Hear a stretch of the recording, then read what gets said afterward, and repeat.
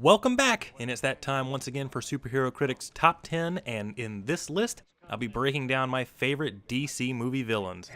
Sweet.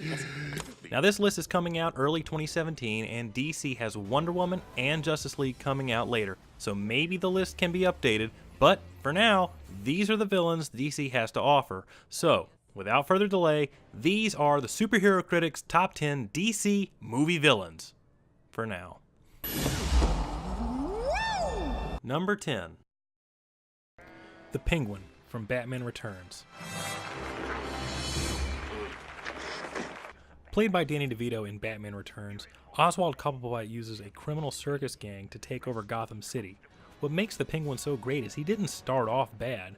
Sure, being raised in a sewer flooded with toxic chemicals doesn't help, but in the end, all he really wanted was some respect, which fueled his want for revenge.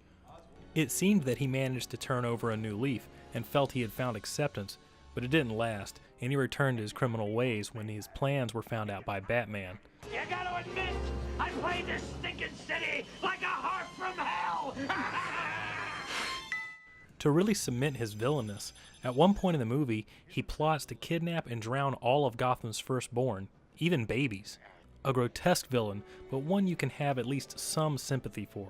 Rest assured, those that follow do not have that luxury.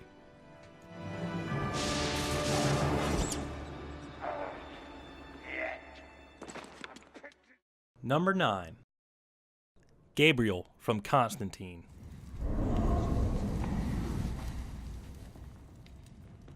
In the battle between heaven and hell, nothing can be worse than a turncoat. Gabriel, played by Tilda Swinton, is a half-breed angel who was pulling all the strings in Constantine. She believes that by releasing Mammon, Lucifer's son, it will bring out hell on earth, and that whoever survives and endures will be worthy of God's love. She was only a split second away from succeeding too, but was thwarted by Constantine's quick thinking and self-sacrifice. Lucifer. Gabriel represents a dangerous mindset, one that believes that anything can be justified if it's in the name of God. In the war for mortal souls, the idea that one who is supposed to be on the side of good may betray you to evil is a scary thought, and that's why she makes the list at number 9. Looks like somebody doesn't have your back anymore. Number 8. Max from The Losers. Home again, jiggity jig. Sometimes villains are fallen angels or penguins, and sometimes they can just be international terrorists. Max, played by Jason Patric, makes the list because he represents some of the worst of humanity.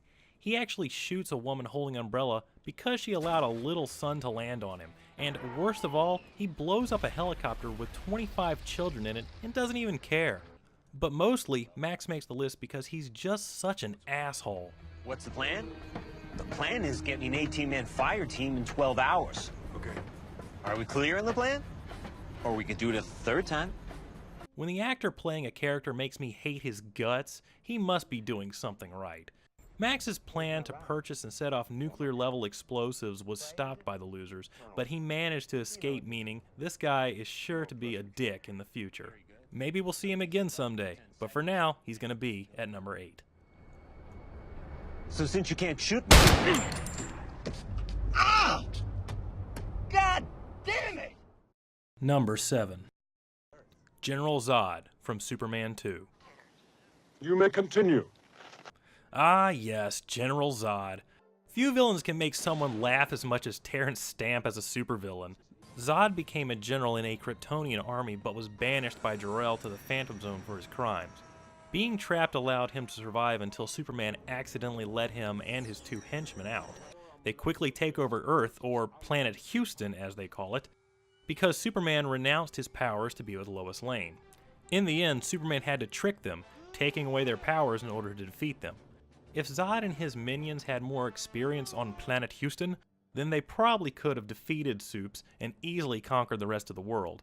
Sometimes the strongest doesn't make you the best, and that's why Zod only makes the list at number 7. Come to me, son of Jor-El! Kneel before Zod! Number 6. The Government from V for Vendetta. Past. He should conclude that the new Bailey will become the symbol of our time and the future that our conviction has rewarded us. Sometimes it's not about an individual villain, but those elected with poor intentions that can be evil ones. In V for Vendetta, the British government has undergone a political change resulted from the Norse Fire Party, who released a virus which killed over 100,000 people. The Norse Fire Party then uses that event to go public with a cure in order to gain political favor, resulting in their leader, Adam Sutler, becoming High Chancellor. Under his rule as an authoritarian, he removes undesirables from Britain, Muslims, homosexuals, and the like. The government in V for Vendetta is a unique entry in the list because some might view their actions as acceptable as they are not the ones being oppressed. But rest assured, they are evil, and their course of thought is dangerous because this could actually happen in real life.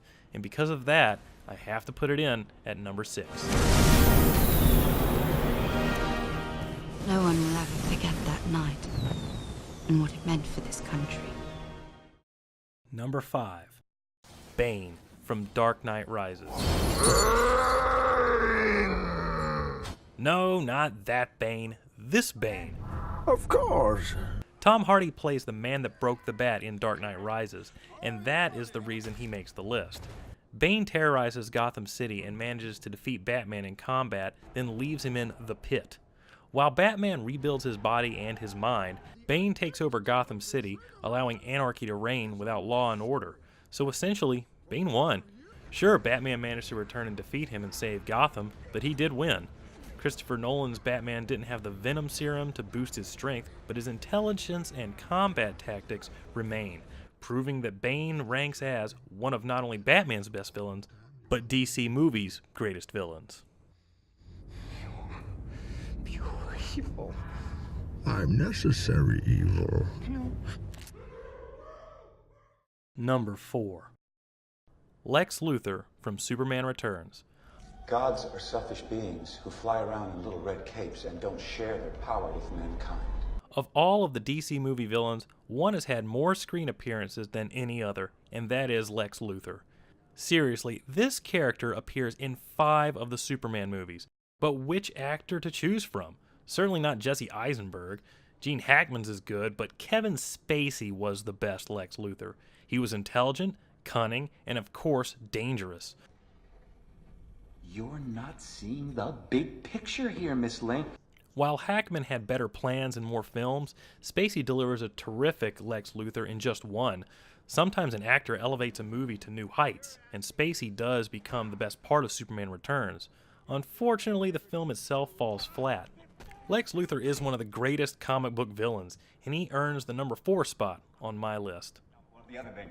Come on, I know it's just dangling off the tip of your tongue. Let me hear it just once, please. Superman will never... Wrong! Number 3. Ra's al Ghul from Batman Begins. Amusing, but pointless. Ra's al Ghul, the Demon's Head, leader of the League of Shadows. Ra's al Ghul makes the top 3 for a few reasons. In the movie, he was the one who trained Bruce Wayne to become Batman, thinking he would create a weapon to raise Gotham City, but Bruce chose justice instead. Years later, Ra's returned to destroy Gotham himself, using Scarecrow to drive the city mad with fear. And the word is panic. But Batman managed to defeat him, leaving him to perish. Maybe. Finally, he is portrayed by Liam Neeson. No other explanation is needed. Ra's al Ghul came very close to destroying Gotham City, and while he didn't succeed, he still represents one of Batman's greatest villains. And don't forget his daughter Talia returned years later with Bane to attack Gotham again, proving that Ra's al Ghul isn't defeated so easily. Yield. You haven't beaten me. You have sacrificed sure footing for a killing stroke. Number 2. Ozymandias from Watchmen. You listen. The world will survive. Who watches the Watchmen? Adrian Veidt, aka Ozymandias. He's wealthy, handsome, intelligent, and possesses superhuman reflexes, but his greatest strength is his strategic planning. As a former superhero, Ozymandias stood for good and justice, but as the Cold War continued, he began to visualize a nuclear war, resulting in humanity's destruction. Ain't nothing gonna matter once those nukes start flying, we'll all be dust. So he developed a plan that rallied Earth against Dr. Manhattan, a common enemy, uniting the world in peace. Veidt earns the number 2 spot because he actually succeeds in his scheme. Even if he believes that the path he chose is the lesser of two evils, his actions are not justified. He is still a villain in the end. For a film where the supervillain actually wins, Ozymandias earns the number 2 spot with ease. Every innocent face I've murdered to save humanity.